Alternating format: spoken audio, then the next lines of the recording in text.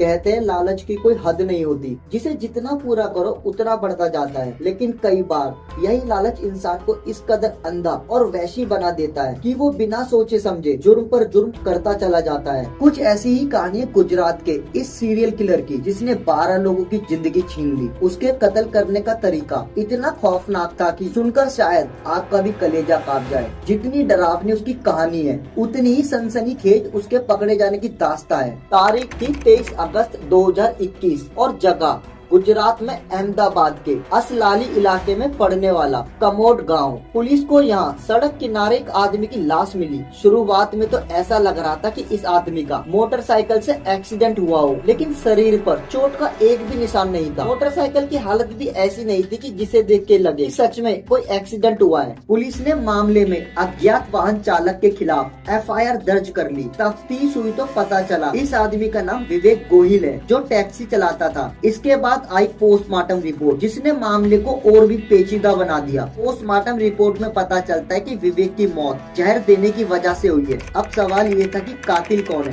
और ये कत्ल क्यों किया है। पुलिस के पास कोई सुराग नहीं था। विवेक के भाई जिगर गोयल ने बताया कि उसे अपने भाई के जिगरी दोस्त नवल सिंह छाबड़ा पर शक है। नवल सिंह छाबड़ा भी टैक्सी चलाता था और विवेक गोयल का बहुत ही करीबी दोस्त था, लेकिन उसके बारे में पता चला कि वो 7 महीने पहले ही अहमदाबाद जा चुका था। विवेक की मौत एक पहेली बनती जा रही थी। ऐसे में जिगर ने फैसला किया कि वो खुद अपने भाई के कातिल का पता लगाएगा। इसके बाद जिगर अहमदाबाद आता है और नवल सिंह से मिलता है और वो नवल सिंह से कहता है कि मुझे तुम्हारे साथ पार्टनरशिप में टैक्सी चलानी है। नवल सिंह भी इस बात पे मान जाता है। पार्टनरशिप के तहत नवल सिंह दिन में टैक्सी चलाता था और जिगर रात में। ऐसे ही वक्त बीतने लगता है और जिगर भी धीरे धीरे अपने भाई के कातिल के खिलाफ सबूत इकट्ठा करने की कोशिश में जुट जाता है। और एक दिन आखिरकार वो मौका आ गया था जब जिगर को अपने भाई के कातिल का सुराग मिल जाता है। दरअसल नवल सिंह ने उससे कहा कि अगर जल्दी रईस बनना है तो उसके पास एक आइडिया है। जिगर ने भी उसकी हाँ में हाँ कर दी। तो नवल सिंह ने उसे बताया कि वो एक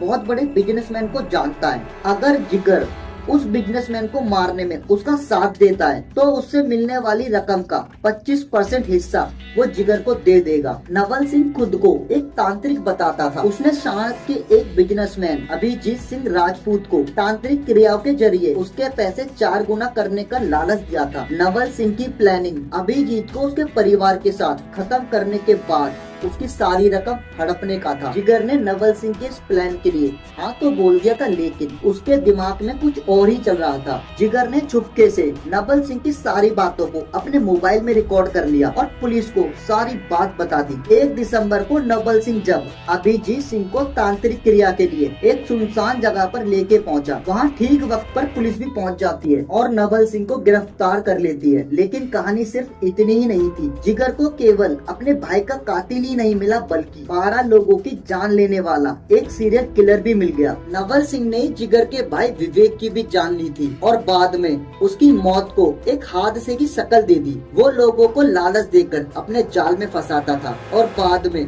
धोखे से पानी में सोडियम नाइट्रेट मिलाकर उन्हें पिला देता था। इस जहरीले पाउडर की वजह से उसके शिकार को या तो दिल का दौरा पड़ जाता था या फिर उसका खुद पर कंट्रोल खत्म हो जाता था। नवल सिंह ने इसी तरीके से 14 साल के अंदर 12 लोगों की जान ले ली। रिमांड के दौरान पूछताछ में नवल सिंह ने कबूल किया कि उसने जिन 12 लोगों को मारा है उनमें उसकी दादी, माँ और चाचा भी शामिल थे। उसने गुजरात के अलग अलग इलाके से कई लोगों को ऐसे ही पैसों को लालच देकर मौत के घाट उतारा था। पुलिस के अकॉर्डिंग उसने साल 2010 में अपनी दादी की हत्या महज इसलिए कर दी थी क्योंकि वो उसकी बीमारी पे होने वाले खर्च से परेशान था। नवल सिंह ने सबसे पहले अपनी दादी को ही दवा की जगह धोखे से पानी में सोडियम नाइट्रेट मिलाकर पिलाया था। साल 2024 में पकड़े जाने से 9 महीने पहले ही उसने अपनी माँ सरोज छाबड़ा को भी इसी तरीके से मार डाला था। नवल सिंह ने बताया कि उसकी माँ बीमार हो गई थी और वो हर बात पे उसके साथ झगड़ा करती थी। इसके बाद उसके चाचा बीमार पड़े और उसने अपने जहरीले पाउडर से उनकी भी जान ले ली। पूछताछ में नवल सिंह ने कबूल किया कि उसने अहमदाबाद के एक परिवार के 6 लोगों की हत्या की, राजकोट में 3 और वांकानेर अंजार में एक कत्ल किया। वो खुद को एक देवी का भक्त बताकर कहता था कि उसके पास बहुत सारी शक्तियाँ हैं और वो कुछ भी चमत्कार कर सकता है। लोगों को फंसाने के लिए उसने सुरेंद्र नगर में एक मंदिर भी बनवाया और वहीं पर काले जादू का नाटक करने लगा। नवल सिंह दिन में टैक्सी चलाता था और रात में तांत्रिक बन जाता था। खुद को फेमस करने के लिए नवल सिंह ने अपना एक यूट्यूब चैनल भी खोला था और उस चैनल पर तंत्र मंत्र से जुड़े वीडियो अपलोड करता था। पुलिस के अकॉर्डिंग नवल सिंह अपने शिकार को मारने से पहले उनसे सुसाइड नोट लिखवाता था। वो कहता था कि ये सब तांत्रिक क्रिया का ही हिस्सा है और यही वजह थी कि इतने दिनों तक वो पुलिस की नजरों से बचता रहा। जब पुलिस मौके पर पहुंचती तो उन्हें वहां पर